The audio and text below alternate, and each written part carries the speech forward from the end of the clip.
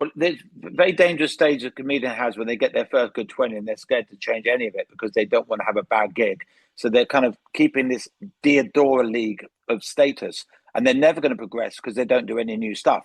So they just protect their little small world, which is 20 minutes in a few clubs, and they're terrified of not getting booked again. So they do this state. And when I say small world, what I mean is, you know, do your first hour at the Edinburgh Festival. It's going to come from turning over stuff. So you know you get in foreign countries when you get a tiny comedy community. I had it in Perth recently, and you'll get a comedian that's considered a big fish in that pond.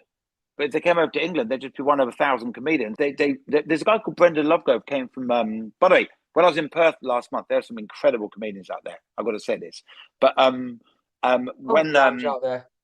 Comedy Lounge, I did 10 gigs there in about 2 weekends running. So Friday to Saturday, I did 10 gigs there in that room. I always watch their Gong Show.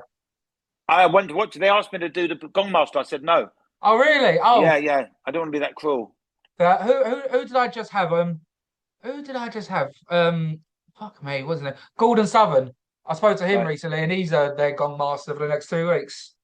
Well, he doesn't have it in him to be spiteful, but I'm sure he'll find a way. But it's not. It doesn't suit my persona or nature as a person to do it. So I turned it down. But so what's my point?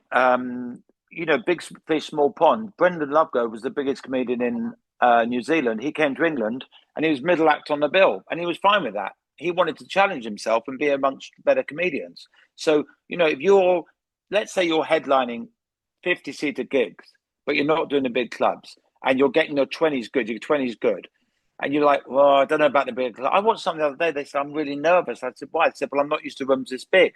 I said, you're doing the same material that goes well at other clubs. They went on, they smashed it.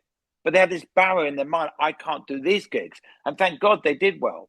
Because if they didn't, it was because they put pressure on themselves.